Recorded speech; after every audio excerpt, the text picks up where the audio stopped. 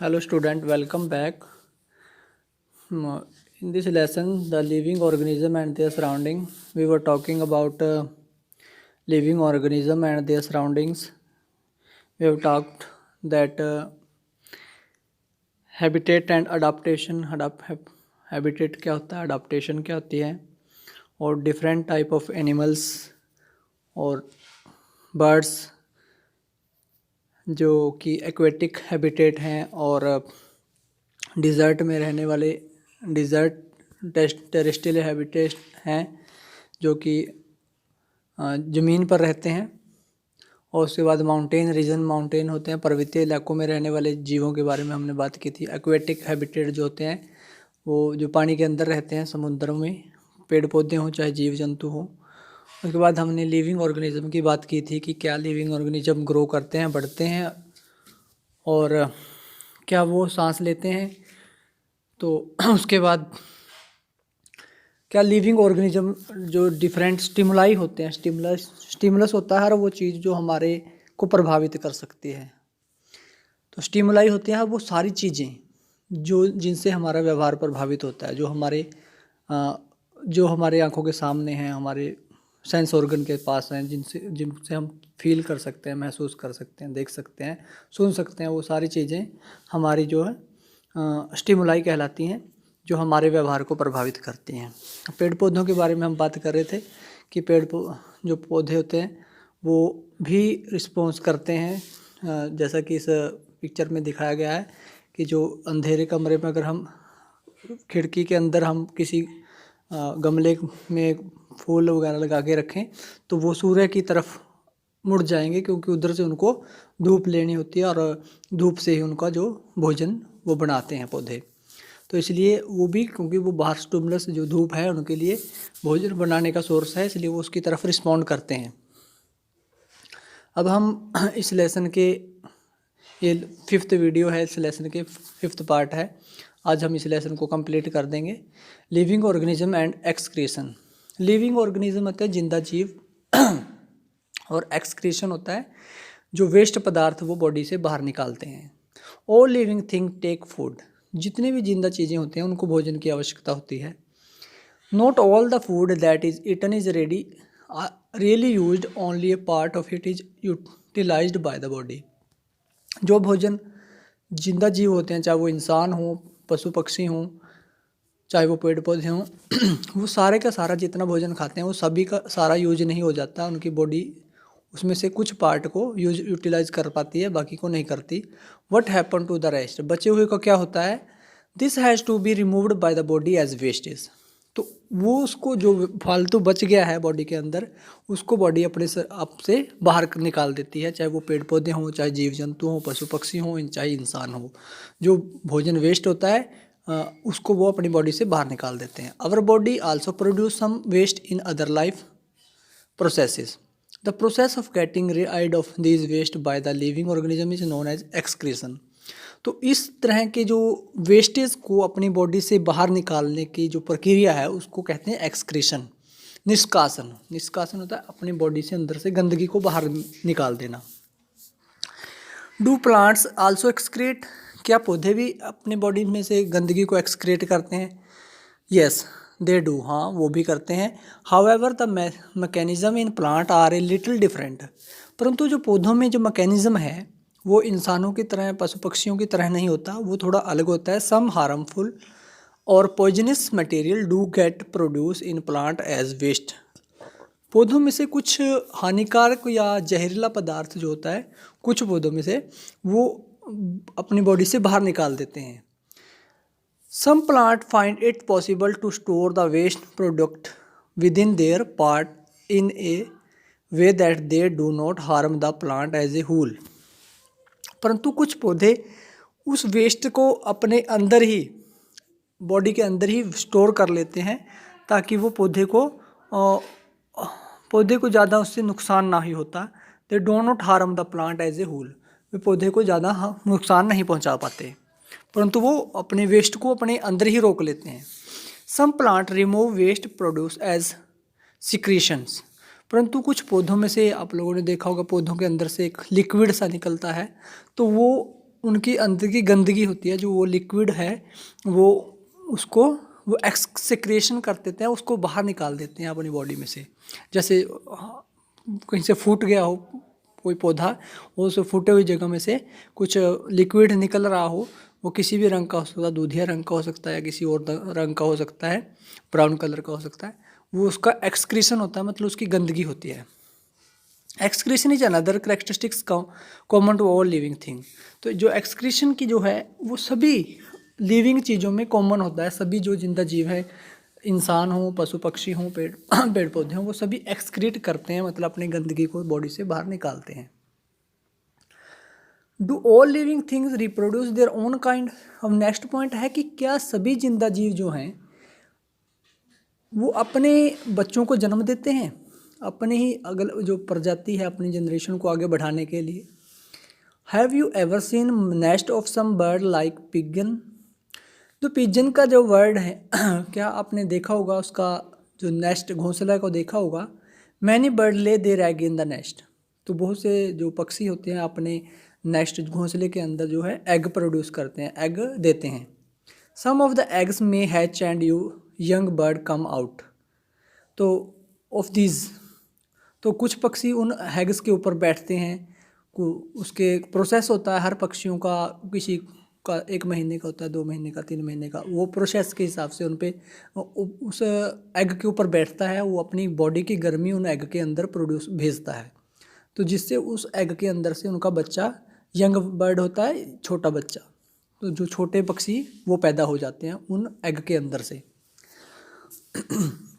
तो हर इन पक्षियों का अलग अलग टाइम पीरियड होता है, तो उसके लिए कोई एक समय नहीं होता।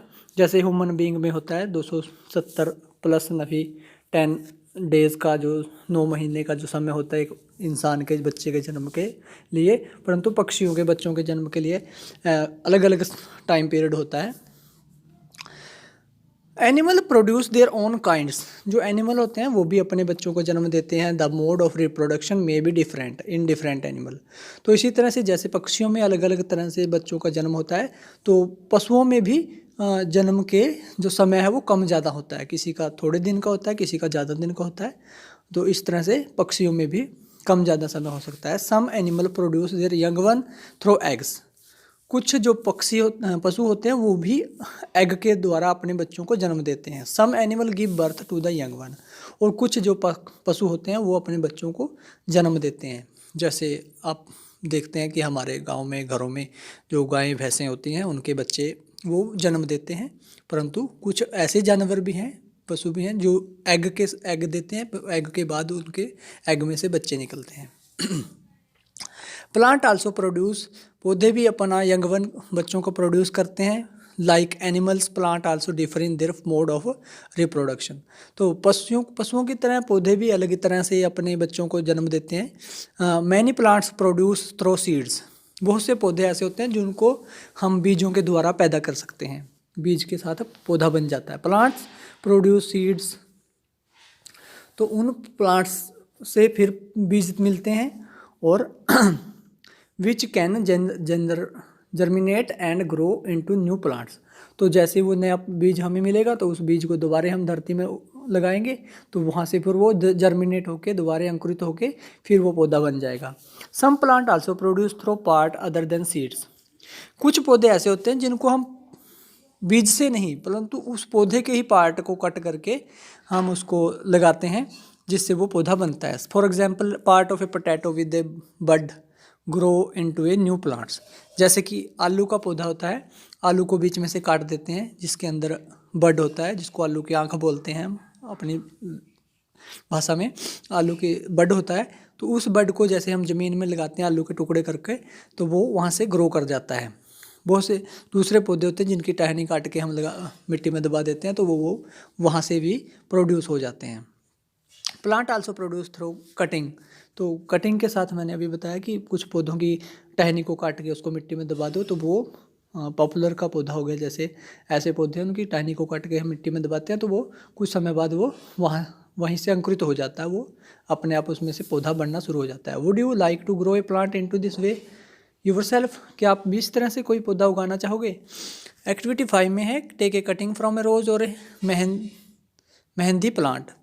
तो अब अगर आप लगाना चाहो तो एक रोज का पौधे उसकी कटिंग लगा सकते हो, मेहंदी के पौधे की भी ऐसे काट के उसकी टहनी को fix it in the soil and water it regularly. तो उसको मिट्टी में गाड़ दो, उसमें डेली पानी डालें। What do you observe after a few day, कुछ दिनों बाद आपको क्या दिखेगा? It may not be easy to grow plant from cutting. एक कटिंग से पौधा इतनी आसानी से नहीं उगता, परंतु don't be disappointed if your cutting does not grow. अगर आपकी कटिंग ग्रो नहीं कर रही तो आपको डिसअपॉइंट का मतलब है उदास होने की ज़रूरत नहीं है। Talk to a gardener if possible. तो उस गार्डनर से अगर जिन्होंने इस तरह की कटिंग से पहले पौधे उगाए हैं उनसे बात कर सकते हैं हम कि किस तरह से इस पौधे को लगाया जाए ताकि हमारा वो पौधा कटिंग के साथ टहनी को काट के हम लगाएं तो कैसे वो उग सकता है। On the care to be given to cutting to make them grow into plant. तो उसको किस तरह की केयर देनी है, क्या क्या उसकी सावधानियां रखनी है, ये चीज़ों का ध्यान हमने रखना है।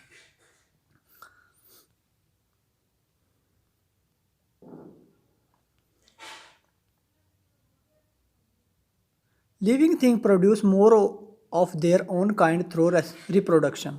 जो लिविंग चीज़ें हैं वो रिप्रोडक्शन के द्वारा, पुनरुत्पादन के द्वारा अपने बच्चों को जन्म देते हैं। It take place in many different way out of different organism. तो अलग अलग जीवों में जैसे मैंने बताया था कि किसी का समय कम होता है, किसी का जन्म का समय ज़्यादा होता है।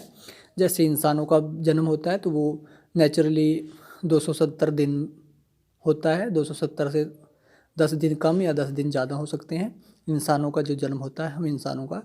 परंतु पशुओं के बच्चों के जन्म में इससे थोड़ा ज़्यादा समय लग जाता है। तो हर एक जीव के जन्म का निर्धारित समय जो है वो कम ज़्यादा होता है। परंतु ह्यूमन बीइंग के जो हैं वो एक फिक्स टाइम होता है, जैसे कि 270 दिन होता है, तो पशुओं का 290 के आसपास होता है।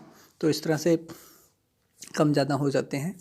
और do all living thing move, क्या सभी जिंदा चीज़ें जो हैं मूव होती हैं, हिलती हैं, एक जगह से दूसरी जगह जाती हैं। In chapter 8 we discuss the various way in which animal move. तो हम चैप्टर 8 में हमने पढ़ा था कि जो एनिमल मूव करते हैं, एक जगह से दूसरी जगह जाते हैं, they move from one place to another and also show other body movement. तो वो एक जगह से दूसरी जगह जाते हैं और अपनी बॉडी मूवमेंट भी शो करते हैं। बॉडी मूवमेंट का मतलब है कि वो मतलब पैरों से चल के जा रहे हैं, तो वो एक जगह से दूसरी जगह जा रहे हैं, उनका बॉडी भी हिलती हुई जाती है ना। तो जैसे सांप जाता है ट्रैवल करता हुआ, तो इस तरह से हर जीव का चलने का अपना अपना तरीका होता है। व्हाट अबाउट प्लांट्स, तो पौधों के बारे में क्या है? डू दे आल्सो मूव, क्या पौधे भी चलते हैं, हिलते हैं? Plant are generally anchored in soil so they don't move from one place to another. तो जो पौधे होते हैं वो मिट्टी के अंदर एक जगह पर गड़े होते हैं, इसलिए वो एक जगह से दूसरी जगह नहीं जा सकते। However, various substances like water, mineral and the food synthesis by them move from one place part of the plant to other।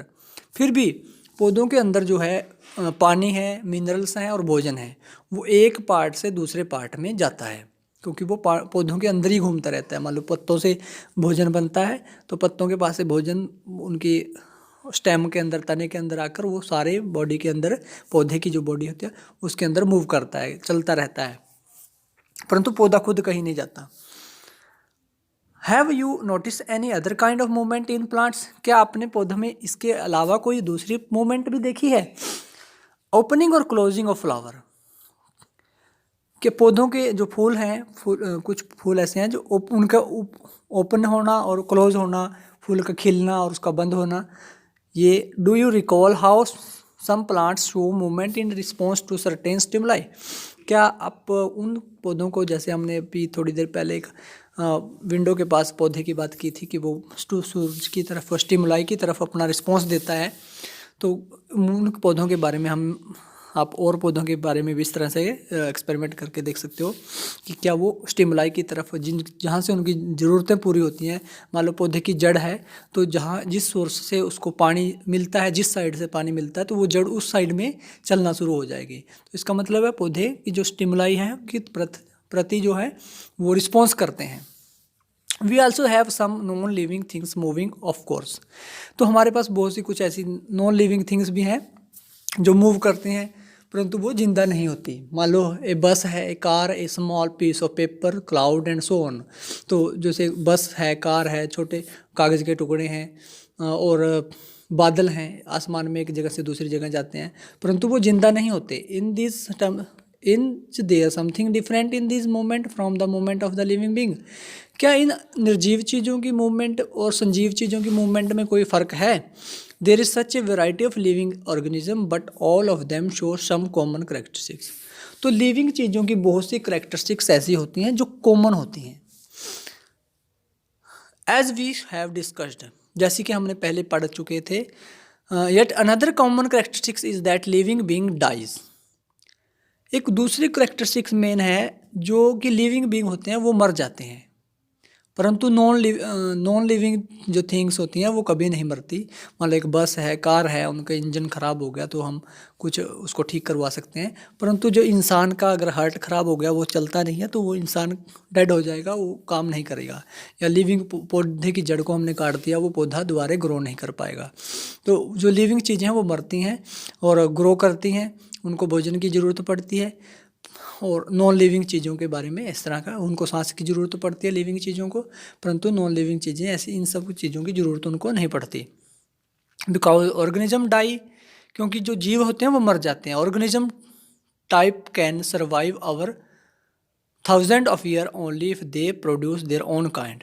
केवल जीव जो जिंदा हैं वो क्यों हैं? क्योंकि वो हजारों सालों से इसलिए जिंदा है क्योंकि वो अपने जनरेशन को पैदा कर देते हैं। मतलब एक जीव है, वो अपने बच्चों को जन्म देता है, वो आगे उसके बच्चे आगे अपने बच्चों को जन्म देते हैं। इस तरह से करते करते जो और जीव हैं उनकी हजारों सालों से वो उनकी जो जनरेशन है वो चली आ रही है। हजारों सालों से वो जीवन का अपना धरती पर अपना अस्तित्व बनाए हुए हैं। अगर कोई भी जीव अपने बच्चों को जन्म देना छोड़ देगा तो फिर उसका अस्तित्व खत्म हो जाएगा, वो धरती पर रहेंगे नहीं। One single organism may die without ever producing but the type of organism can exist only if there is reproduction.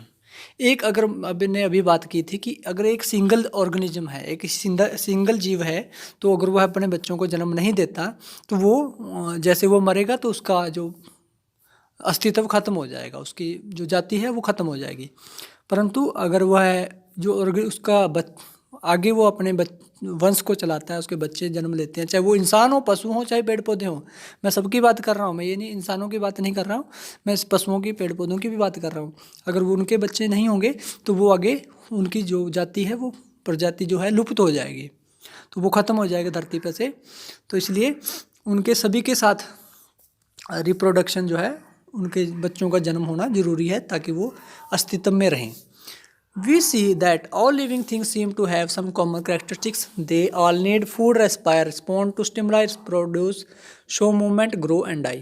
तो हमने देखा कि जितनी भी जिंदा चीज़ें होती हैं वो सभी कॉमन करेक्टरिस्टिक्स होती हैं। उनमें कॉमन का मतलब है जो साझी होती हैं। जैसे कि जिंदा जीवों को दे नीड फूड, भोजन चाहिए, रेस्पायर सांस लेते हैं, रिस्पॉन्ड टू स्टिमुलाई किसी भी चीज़ के प्रति रिस्पॉन्ड करते हैं, रिप्रोड्यूस अपने बच्चों को जन्म देते हैं, शो मूवमेंट एक स्थान से दूसरे स्थान पर भी जाते हैं, ग्रो बढ़ते हैं, छोटे से बड़े हो जाते हैं, एंड डाई और मर जाते हैं।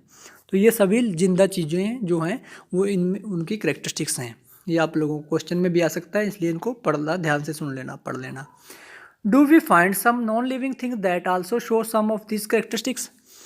तो हम कुछ नॉन लिविंग थिंग्स में भी इस तरह की करेक्टरिस्टिक्स होती हैं, जैसे कि कार है, बाईसाइकिल है, क्लॉक है, water in the river move. मान लो कार एक स्थान से दूसरे स्थान पर जाती है, बाइक भी, बाईसाइकिल भी, घड़ी भी की सुई घूमती रहती है। तो पानी भी नदी में एक स्थान से दूसरे स्थान पर जाता है। The moon move in the sky, तो आसमान में चांद भी एक जगह से दूसरी जगह जाता है। Cloud grow in size right in front of your eyes, जो बादल होते हैं वो भी छोटे से बड़े हो जाते हैं। Can such thing be called living, क्या इन सब चीज़ों को हम जिंदा कह सकते हैं? We ask our self, do these object also show all the other characteristics of living things. तो हम इस क्वेश्चन का जवाब अपने आप से पूछ सकते हैं कि जो हमने ऊपर करेक्टरिस्टिक्स पढ़ी हैं क्या उनमें ये सब चीज़ें होती हैं? तो ये क्वेश्चन आप खुद ही कि एक कार है, बाईसाइकिल है, क्लॉक है, वाटर जो मूव कर रहा है, क्या वो जिंदा है? क्लाउड जो बढ़ता है, साइज में बढ़ जाता है, छोटे से बड़ा हो जाता है, क्या वो जिंदा है? अगर है और नहीं है या है, तो आप मुझे कमेंट करके ज़रूर बताना कि ये सब चीज़ें लिविंग है या नॉन लिविंग है। In general something that is living may have all the characteristics that we have discussed. तो जर्नली हम बात करें तो जो लिविंग चीज़ें हैं उनमें वो सभी करेक्टरिस्टिक्स होते हैं जो हमने अभी डिस्कस की थी। While non living thing may not show all these characteristics at the same time, जबकि नॉन लिविंग थिंग्स में ये सभी करेक्टरिस्टिक्स नहीं होती। In this always true, is this always true, क्या यह सदा सच होता है कि do we always find that living thing definitely show all the characteristics of the living that we have discussed? क्या डू वी ऑलवेज फाइंड, क्या हम हमेशा ये चीज़ देखते हैं कि जो लिविंग चीज़ें हैं, जो जिंदा चीज़ें हैं, ये सभी करेक्टरिस्टिक्स शो करती हैं जो अभी हमने डिस्कस की थी? Do we always find that non living thing may show only some of this characteristics and never all of them? क्या जो निर्जीव चीज़ें हैं वो इनमें से थोड़ी बहुत करेक्टरिस्टिक्स को जो है शेयर करती हैं, परंतु सभी को नहीं? तो थोड़ी बहुत मतलब जैसे निर्जीव चीज़ें तो एक स्थान से दूसरे स्थान पर जा सकती हैं। मान लो बस है, वो निर्जीव है, परंतु वो एक स्थान से दूसरे स्थान पर तो जाती है ना। To understand this a little better let us look at a specific example. तो इस चीज़ को अच्छी तरह समझने के लिए हम एक एग्जाम्पल और देते हैं। कंसिडर एनी सीड्स, से मूंग, इज इट लिविंग? मान लो हम एक बीज लेते हैं, किसी मूंग का बीज ले लेते हैं। इज इट लिविंग, क्या वह बीज जिंदा है? It can stay in a shop for month and do not show any growth or some of the other characteristics of life. परंतु उस बीज के अंदर, मूंग के बीज के अंदर, वह दुकान के अंदर काफ़ी दिनों से पड़ा रहा है, मान लो उसको 1 साल हो गया है, परंतु वह वहाँ पर वैसे का वैसा बीज ही था, परंतु वह कभी बढ़ा नहीं और उसमें कोई और जिंदा, उसमें उसको सांस नहीं लिया उसने, और उसने पानी की ज़रूरत नहीं उसे पड़ी, तो उसे खाने की ज़रूरत नहीं पड़ी। However we bring the same seed and plant it in soil water and it turn into a whole plant. जैसे ही हम इस बीज को मिट्टी में दबाते हैं तो इसमें से पौधा निकल, और उसको पानी देते हैं तो यह एक पौधा बन जाता है। Did the seed need food, क्या अब इसको भोजन की ज़रूरत है? डिड इट एक्सक्रेट, क्या अब यह अपनी गंदगी को बाहर निकालता है? ग्रो, बढ़ता है, और रिप्रोड्यूस, क्या इसके अंदर से दोबारा बीज बन रहे हैं? When it was in the shop for many month, और जबकि है काफ़ी, जब वह दुकान के अंदर था ये सब चीज़ें उसके अंदर नहीं थी, परंतु वह बीज तो था। परंतु जब वह दुकान में था तब वह ना तो बढ़ रहा था, ना उसे भोजन की ज़रूरत थी, ना उसे पानी की ज़रूरत थी, ना वह एक्सक्रीट करता था, ना ही वह ग्रो कर रहा था, ना ही उसमें बीज बन रहे थे, परंतु वो खुद एक बीज था। We see that there can be cases when we can not easily say that a thing has all the characteristics that we have discussed for it to be called living. परंतु कुछ ऐसे केस भी हो सकते हैं, हम यही समझाने की कोशिश मैं आपको कर रहा हूँ कि कुछ ऐसे केस भी हो सकते हैं कि जो हमारे लिए निर्जीव हैं, परंतु अगर उनको वो सुविधाएं मिल जाएं, जैसे अभी बीज को पानी मिट्टी मिल जाए तो वह एक पौधा बन सकता है, वह सारी संजीवों वाली उसमें करेक्टरिस्टिक्स आ जाएंगी। तो जो हमने कि वी कैन नॉट से easily say that a thing has all characteristics, हम यह सभी ने आसानी से नहीं कह सकते कि दैट वी हैव डिस्कस्ड, जो हमने डिस्कस की थी अभी, for it to be called living, living के लिए वो सभी चीज़ें ज़रूरी हैं। परंतु जैसे अभी हमने बीज का एग्जाम्पल लिया कि एक बीज हमारे लिए निर्जीव हो सकता है, परंतु जैसे उसको वो सुविधाएं मिलेंगी, वो सब इन्वायरमेंट मिलेगा, तो वह भी एक पौधा बनकर वो सारी जिंदा उसमें जीव की करेक्टरिस्टिक्स आ जाएंगी। तो परंतु वो सभी करेक्टरिस्टिक्स जिंदा जीव उसके लिए ज़रूरी नहीं होते। वट देन इज़ लाइफ, तब जीवन क्या है? Push your hand deep inside a sack of wheat, अपने हाथ को एक गेहूं का सैक होता है, बोरा, जो गेहूं की बोरी होता है, उसके अंदर डालिए। Do you find it is warm inside, क्या आपको अंदर से गर्म महसूस हो रही है? There is some heat being produced inside the sack of wheat, तो जो ये गेहूं का बोरा है, जब हम इसके अंदर हाथ डालते हैं तो उसके अंदर से हमें जो गर्मी महसूस हो रही है, उसके अंदर जो हीट है, क्योंकि उसके वो दानों के अंदर जो गर्मी है, the seeds respire and in that process give out some heat. तो इसका मतलब है कि जो सीड्स हैं उस गेहूं के अंदर, जो गेहूं के बोरे के अंदर जो गेहूं के बीज पड़े हुए हैं, वो रेस्पायर कर रहे हैं, सांस ले रहे हैं, और उस सांस के कारण उस बोरे के अंदर जो है गर्माहट है, वो गर्मी है। We see that respiration is a process that take place in seed even when some of the other life process may not be very active। तो हम इस तरह से कह सकते हैं कि जब कोई बीज है, वो अगर उसके अंदर दूसरे प्रोसेस नहीं चल रहे, वो अंकुरित नहीं हो रहा है, तब भी उसके अंदर रेस्पिरेशन की प्रक्रिया है जो है वो चल रही होती है।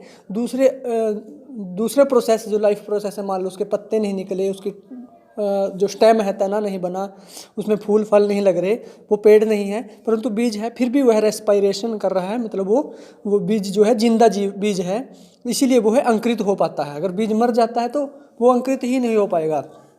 It may not be very easy to answer our question.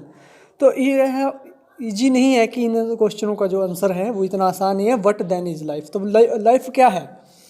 However, looking at all the diversity of living being produce around us, तो जो जिंदा जीव है उनके हमारे आसपास, उनकी देख के विभिन्नताओं को देखते हुए हम यही कह सकते हैं, वी कैन कंक्लूड दैट, इस निष्कर्ष पर पहुंच सकते हैं कि लाइफ इज़ ब्यूटीफुल, कि जो जीवन है वो बहुत सुंदर है, ज़िंदगी बहुत सुंदर है। तो इस तरह से ये लेसन आज हमारा कंप्लीट हो गया है, और अगले लेसन में वीडियो में हम आपको इसके क्वेश्चन आंसर के डिस्कस करेंगे। आपको ये लेसन कैसा लगा आप हमें कमेंट करके ज़रूर बताएं, ताकि आपको कहीं से कुछ समझ ना आ रहा हो तब भी हमें कमेंट कर सकते हो। आप पूछ सकते हो कि आपको क्या चीज़ समझ नहीं आई। तो बहुत से ऐसे इशू होते हैं जो समझ में नहीं आ पाते, परंतु अगर हम उसको पूरी तरह वीडियो को पढ़ेंगे सुनेंगे तो हमें वो लेसन की जो डीप नॉलेज है वो तभी गेन कर पाएंगे। तो मिलते हैं नेक्स्ट वीडियो में, तो तब तक के लिए हैव ए गुड डे।